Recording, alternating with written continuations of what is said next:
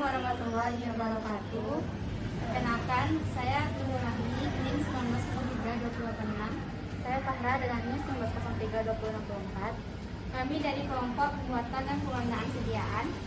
Baiklah, tujuan dari kasus ini yaitu yang pertama untuk mengetahui cara pembuatan sediaan, yang kedua untuk mengetahui cara dari pengelolaan sediaan. Kita langsung aja kita mulai Pak. Adapun alat dan bahan yang digunakan pada praktikum kali ini adalah yang pertama ada pipet tetes, yang kedua ada beker gelas, yang ketiga ada gelas pengukur, selanjutnya ada pensil ataupun spidol permanen, dan terakhir ada objek gelas. Sedangkan untuk bahan yang digunakan adalah yang pertama ada metanol, yang kedua ada aquades, dan yang terakhir adalah pewarna gimsa.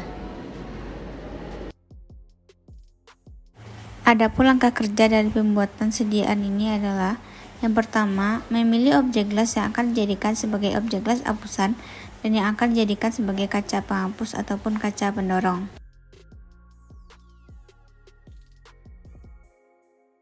Langkah yang kedua yaitu membersihkan objek gelas dengan alkohol 70% dan dilap dengan tisu kering hingga bebas dari kotoran dan lemak. Hal ini dikarenakan kotoran akan mempengaruhi kejernihan objek gelas, sedangkan lemak akan menyebabkan spesimen tidak dapat menempel dengan baik pada objek gelas. Kemudian diletakkan pada permukaan yang datar. Langkah yang ketiga yaitu menulis identitas pasien atau responden pada bagian tebal objek gelas hapusan dengan menggunakan pensil ataupun spidol permanen. Langkah yang keempat yaitu meneteskan darah kira-kira 1 cm dari ujung objek gelas yang telah diberi nama tadi dengan ukuran 5 mm. Langkah yang kelima, dengan tangan kanan ataupun tangan yang dominan, letakkan kaca penghapus dengan sudut 30-45 derajat terhadap objek gelas di depan tetes darah. Langkah yang keenam, menarik kaca penghapus ke belakang sekitar 5 mm sampai mengenai darah, dan membiarkan darah menyebar ke seluruh ujung atau sisi kaca penghapus. Langkah yang ketujuh yaitu mendorong kaca penghapus ke arah depan dengan tetap mempertahankan sudut 45 derajat. Sehingga terbentuk hapusan darah sepanjang 3-4 cm. Lakukan langkah yang tadi untuk semua sampel darah. Adapun hal yang harus kita perhatikan dalam pembuatan sediaan ini adalah ketebalan hapusan darah tidak boleh terlalu tipis ataupun terlalu tebal.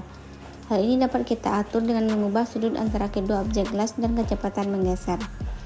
Karena semakin besar sudut atau semakin cepat kita menggeser, maka makin tipis hapusan darah yang dihasilkan. Sediaan hapusan darah tipis yang baik adalah hapusan yang berbentuk lidah, rata, dan makin mengecil di bagian ujungnya.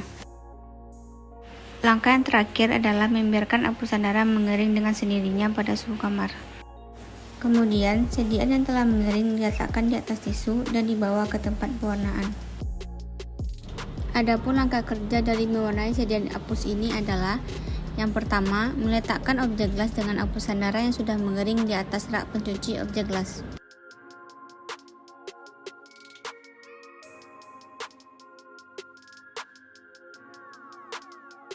Langkah yang kedua yaitu meneteskan hapusan darah dengan metanol. Hal ini bertujuan untuk memfiksasi eritrosit, kemudian biarkan sampai mengering.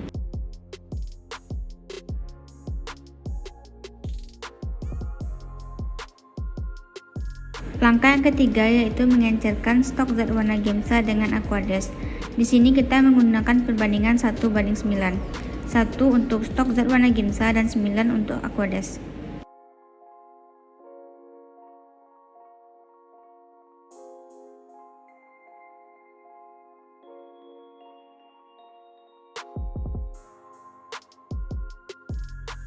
Langkah yang keempat yaitu meneteskan larutan gimsa yang telah kita buat tadi pada sediaan hapus sampai tergenang dan biarkan selama 20-30 menit.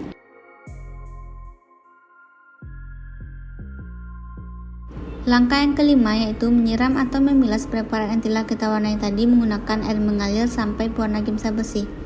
Mula-mula dengan aliran yang lambat kemudian lebih kuat. Hal ini bertujuan untuk menghilangkan semua kelebihan zat warna.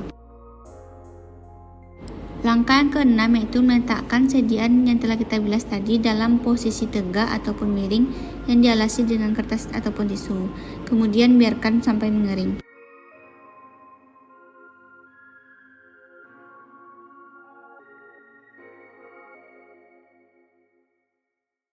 Langkah yang terakhir yaitu setelah preparat hapusan darah mengering kemudian dibungkus dengan tisu untuk dilakukan pemeriksaan lebih lanjut, ataupun preparat ini bisa langsung diamati di bawah mikroskop.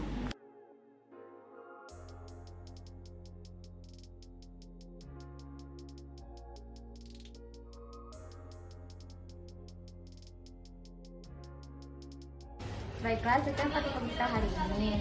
Semoga ilmunya bermanfaat. Kami akhiri. Assalamualaikum warahmatullahi wabarakatuh.